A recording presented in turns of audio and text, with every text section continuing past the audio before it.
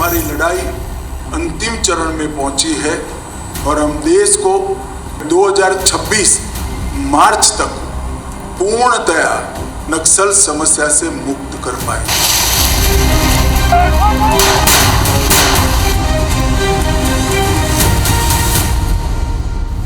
लगातार हमारे प्रदेश में नक्सलवाद के साथ सरकार और हमारे सुरक्षा बल के जवान लड़ रहे हैं और सफलता भी मिल रही है। माननीय गृह मंत्री अमित शाह जी का जो संकल्प है 31 मार्च 2026 तक नक्सलवाद को पूरे देश से समाप्त करना, हमको पूरा विश्वास है कि उनका संकल्प पूरा होगा।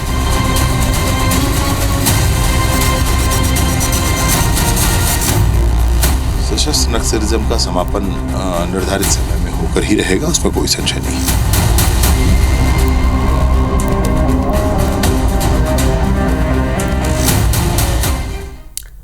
नमस्कार, मैं हूं आपके साथ अविनाश कर और आप देख रहे हैं स्पेशल रिपोर्ट। 2026 मार्च नक्सलवाद को खत्म करने की यही आखिरी डेडलाइन तय की गई है और मार्च 2025 में इस वक्त हम हैं। दावा तो यह है कि अब से ठीक 1 साल बाद छत्तीसगढ़ नक्सल मुक्त हो जाएगा। झीरम कांड हो या फिर कोई दूसरा बड़ा नक्सली हमला, IBC 24 देश का इकलौता ऐसा चैनल है जिसने लाल मोर्चे से हमेशा सबसे सटीक और प्रामाणिक कवरेज अपने दर्शकों तक पहुंचाई है। और अब जब नक्सलियों के खात्मे की डेडलाइन नजदीक है, उनके सारे दांव फेल साबित हो रहे हैं। जवानों के ताबड़तोड़ एक्शन से नक्सलियों की कमर टूट चुकी है, तो सवाल उठता है कि शाह के संकल्प तय समय में खत्म हो पाएंगे क्या? क्या बस्तर में शांति की घड़ी नजदीक आ चुकी है? देखिए एक स्पेशल रिपोर्ट।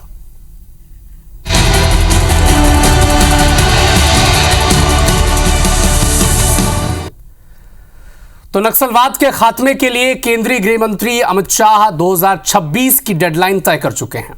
2023 में छत्तीसगढ़ में सत्ता में लौटी बीजेपी ने नक्सलियों का पूर्ण सफाया करने के लिए डबल इंजन सरकार की प्राथमिकता इसे बताई और इसे पूरा करने के लिए सहाय सरकार, पुलिस फोर्सेस, प्रशासन ने मिलकर नक्सल फ्रंट पर जिस तरह से ऑपरेशंस लॉन्च किए हैं, उसके नतीजे अब जमीन पर नजर भी आने लगे हैं। एक रिपोर्ट आप देखें।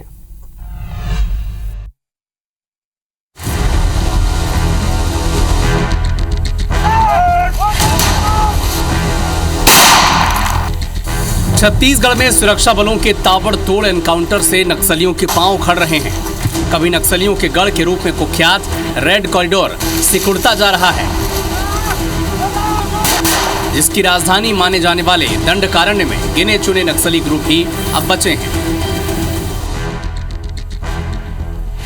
बात अगर सहाय सरकार की ताजपोशी के बाद से अब तक की करें तो पिछले 13 महीनों के दौरान 380 नक्सली मारे गए हैं। 1194 नक्सलियों को सुरक्षा बलों ने गिरफ्तार किया है, तो वहीं 1045 नक्सलियों ने आत्मसमर्पण किया है।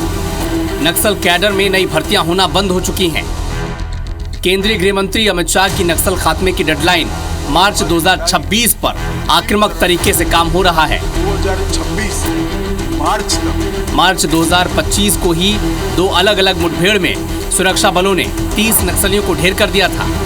ये मुठभेड़ ऐसे इलाकों में हुए थे जहां कभी नक्सलियों की हुकूमत चलती थी। वर्ष 2024 और 2025 की विगत 14-15 महीने में बस्तर संभाग के अंतर्गत अब तक कुल 317 माओवादी कैडर का डेड बॉडी रिकवर किए गए थे। इसमें divisional committee cadre, Dandakaranya special zonal committee और PLG फॉर्मेशन का काफी बड़ी संख्या में सीनियर और मिडिल लेवल का कैडर भी शामिल है।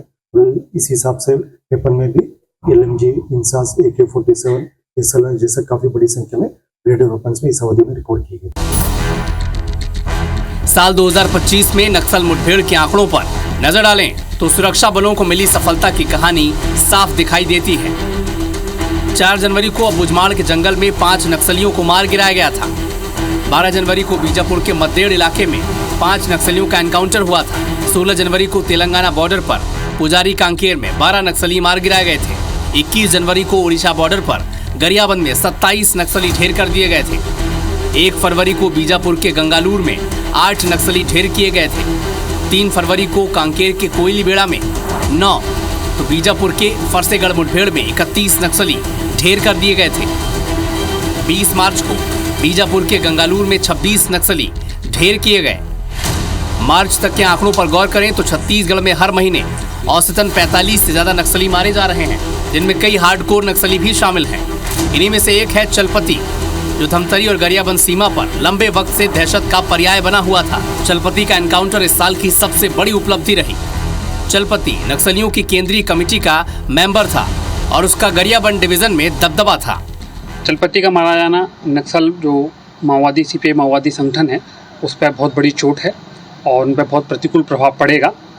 और हम ऐसे उम्मीद करते हैं कि बाकी कैडरों को भी हम जैसे शासन की नीति है उसके अनुरूप हम निदान कर पाएंगे। और जहाँ कहीं भी हमें सूचना मिल रही है हम लगातार कार्रवाई कर रहे हैं। इसमें हम एरिया डोमिनेशन भी कर रहे हैं, विशेष ऑपरेशन भी हो रहे हैं और लगातार सर्च अभियान भी चल रहा है। बस्तर प्राकृतिक और खनिज संसाधनों से संपन्न है, लेकिन नक्सल समस्या के चलते राज्य गठन के 25 साल बाद भी विकास में समान रूप से भागीदार नहीं बन सका। अगर मार्च 2026 की डेडलाइन तक नक्सलियों का खात्मा करने में सफलता मिली तो बस्तर की तरक्की और विकास के रास्ते अपने आप खुल जाएंगे। नरेश मिश्रा, IBC 24, जगदलपुर।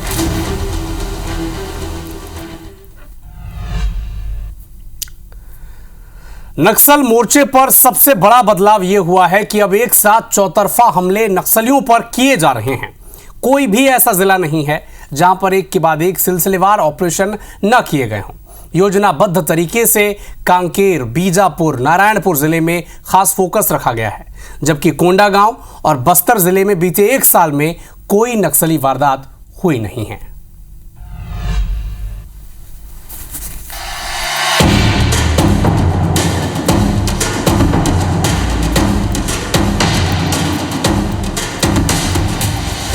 बस्तर संभाग के 5 जिलों दंतेवाड़ा, बीजापुर, नारायणपुर, सुकमा और कांकेर में सुरक्षा बलों ने 76 सफल ऑपरेशन को अंजाम दिया, जिसमें कई शीर्ष नक्सली मुठभेड़ में मारे गए तो कई सरेंडर करने को मजबूर हुए। इन्हीं में से एक है दिनेश कुड़िया, जो बीजापुर के गंगालूर एरिया कमेटी का सदस्य रह चुका है, लेकिन सुरक्षा बलों के ताबड़तोड़ ऑपरेशन और सरकार की सरेंडर नीति से प्रभावित होकर हथियार डाल दिए। 20 साल तक मैं माओवादी संगठन में रहकर काम किया हूं। इसमें जल जंगल जमीन के नारों से प्रेरित करके आदिवासियों को ही भड़का रहे हैं। माओवादियों को जड़ से मिटाने से हमारे क्षेत्र और जिला और बस्तर पूरे राज्य अच्छी तरह शांत जिंदगी स्वस्थ रहेगा। शिक्षा और अस्पताल सब सुविधा अच्छे तरीके से मिल जाएगा। नक्सलियों के संगठन की अगर बात करें तो नक्सलियों की बस्तर संभाग में 6 डिवीजन सक्रिय हैं, जिसमें औसतन 300 नक्सली होते हैं। हर डिवीजन में एक कंपनी होती है, जिसमें प्लाटून और मिलिट्री दस्ते के रूप में नक्सलियों की बटालियन काम करती है।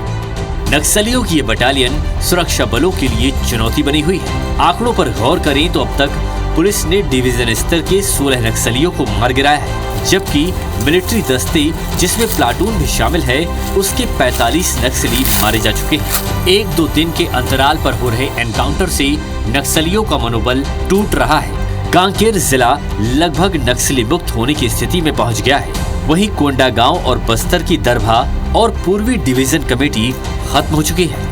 सुकमा, बीजापुर और नारायणपुर जिले ही ऐसे बचे हैं जहां 2000 के करीब नक्सली सक्रिय बताए जा रहे हैं।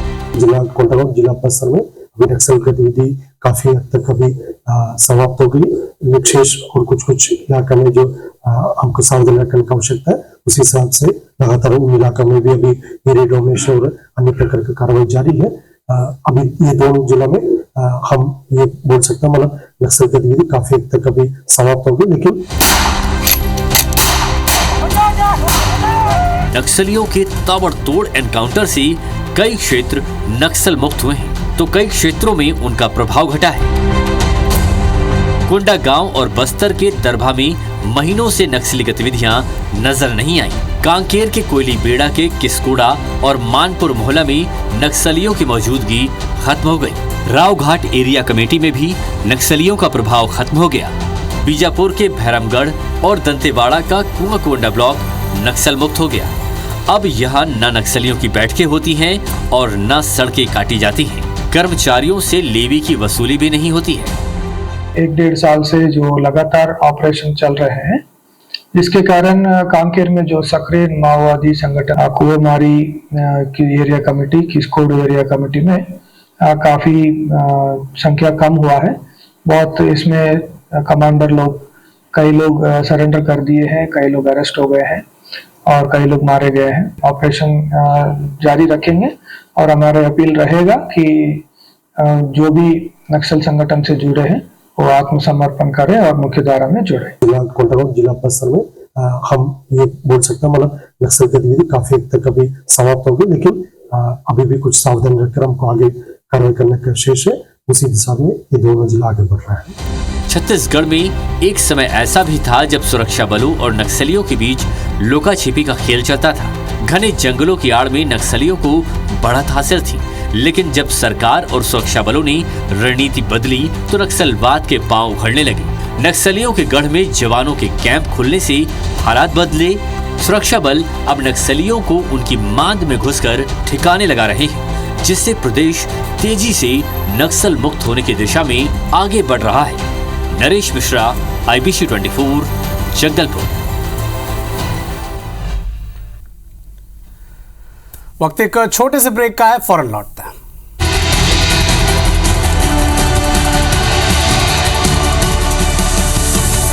बस्तर को लेकर नक्सल मुक्त करने का दावा तो है, लेकिन सवाल यह है कि नक्सल मुक्त होने से बस्तर में क्या बदलाव आएंगे? क्या आदिवासियों को उनका अधिकार मिल जाएगा? क्या वो इलाके जो अब तक माइनिंग से छूते हैं वहां माइनिंग होगी? और क्या वहां से बस्तर के लोगों को रोजगार मिलेगा? क्या दशकों से रेल मार्ग की जो मांग है वो पूरी हो पाएगी? नक्सल मुक्त होने के बाद सरकार के सामने क्या चुनौतियां रहेंगी और बस्तर के विकास का प्लान आखिर है कैसा? इस रिपोर्ट में आप समझें।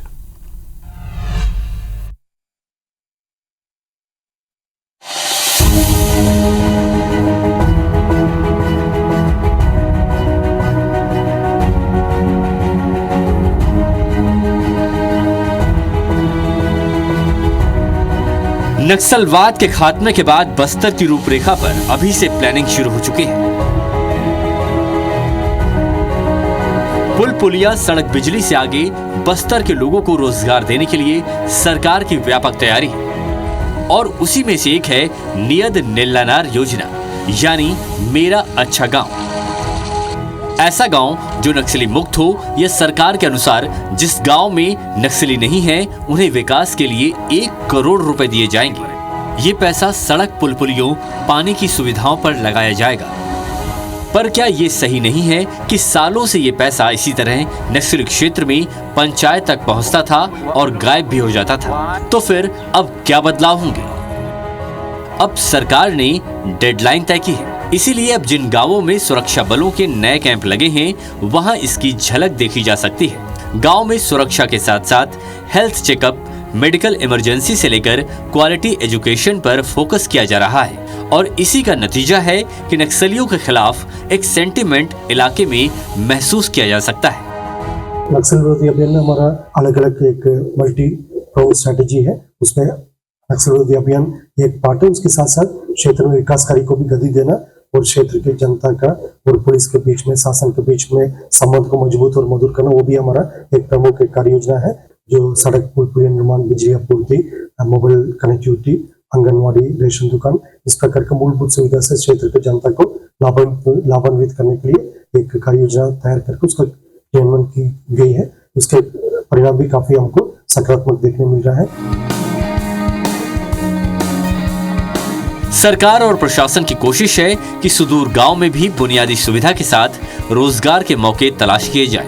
बड़ी कंपनियों को स्थापित करने के साथ साथ स्थानीय लोगों की भागीदारी सुनिश्चित करने की भी तैयारी सरकार ने कर रखी है। बस्तर में आयरन के उत्पादन के साथ ही नए खनिज संसाधन की तलाश आसानी से की जा सकेगी।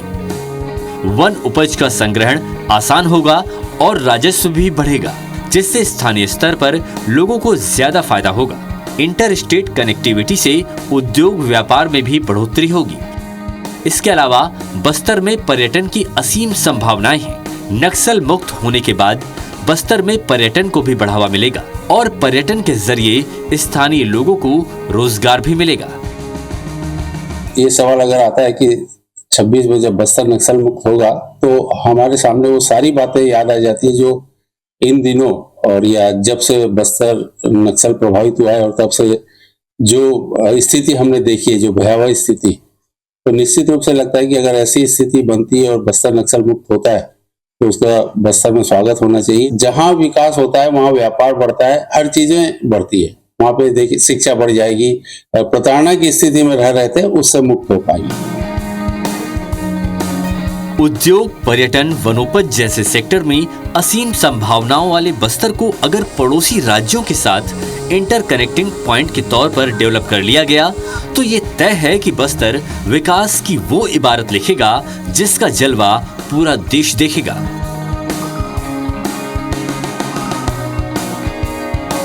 सरकार ने कहा था कि आदिवासियों के विकास में सबसे बड़ी बाधा नक्सल है। ऐसे में नक्सलवाद के खत्म होने के साथ बस्तर में किस तरह से विकास होगा, क्या आम आदमी तक सरकार की योजनाओं की पहुंच बेहतर होगी, उद्योग, पर्यटन और अन्य क्षेत्रों में बस्तर उल्लेखनीय उपलब्धियां हासिल करेगा, ये आने वाले वक्त में देखना होगा। नरेश मिश्रा, IBC 24, जगदलपुर। तो फिलहाल स्पेशल रिपोर्ट में इतना ही, लेकिन देश दुनिया के साथ MP और छत्तीसगढ़ की हर अपडेट के लिए आप जुड़े रहिए हमारे साथ। मुझे दीजिए अनुमति, नमस्कार।